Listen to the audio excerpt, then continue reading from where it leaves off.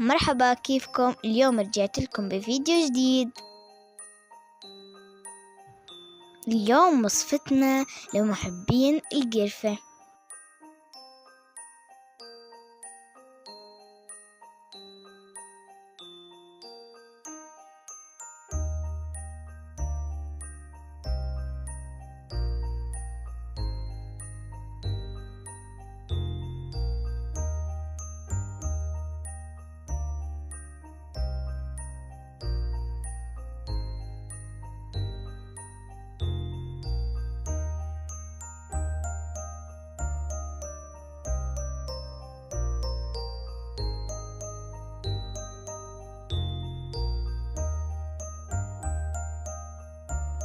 نبدأ مع تشريبة الكيكة، وهي كوب ونصف سكر وكوبين ماء وشريحة ليمون.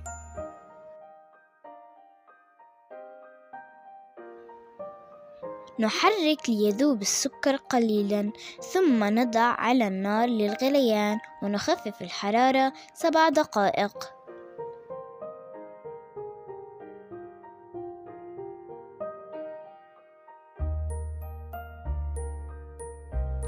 يبرد بعد أن يجهز، ويستخدم بدرجة حرارة الغرفة، لا بارد ولا ساخن.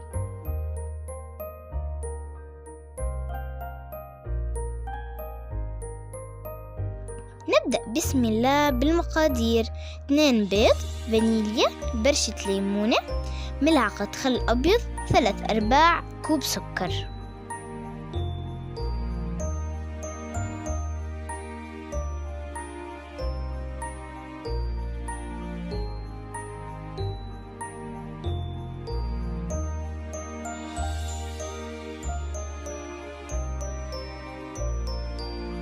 نخفق 3 إلى 5 دقائق متواصلة حتى يذوب السكر ويصبح اللون فاتح كما بالفيديو.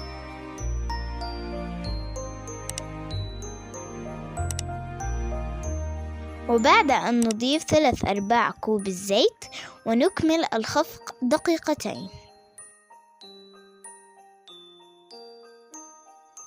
والآن نضيف 1.25 كوب سميد خشن وكوب وربع طحين أبيض منخول، وملعقتين بيكنج باودر ورشة ملح، زائد ملعقتين قرفة بودرة.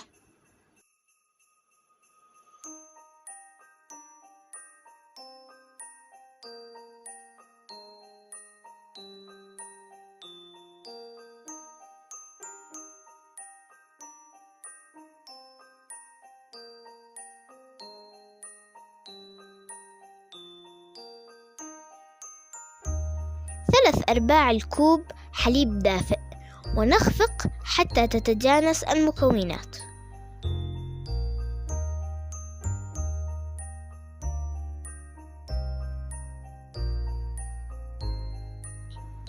والآن آخر مكون، نضيف نصف كوب من جوز عين جمل.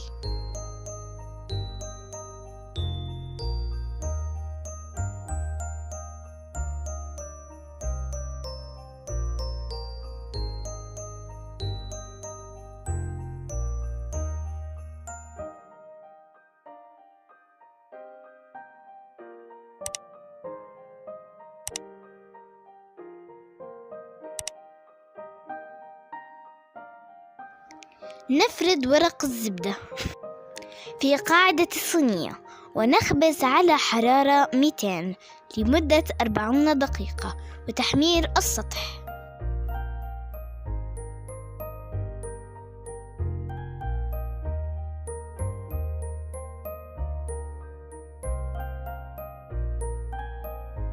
نختبر الكيكة بأعواد الخشب ونضيف 1.5 كوب من تشريبة القطر، نثقب لتدخل التشريبة كاملة.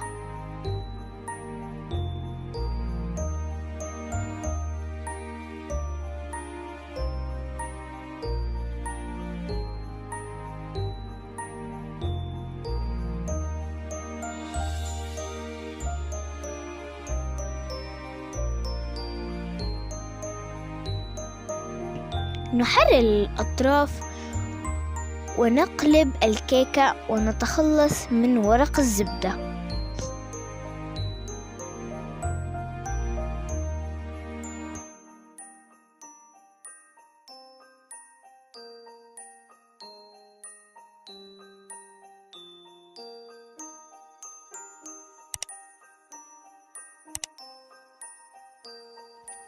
نرش القرفة البودرة ونزين بالسكر البودرة وعيدان القرفة والجوز.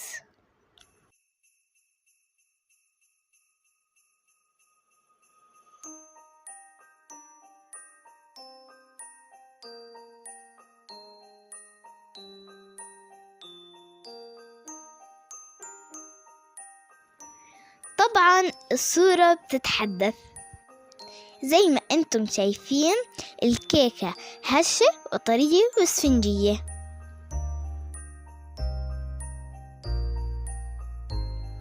وريحة القرفة ما أحكي لكم عن روعتها.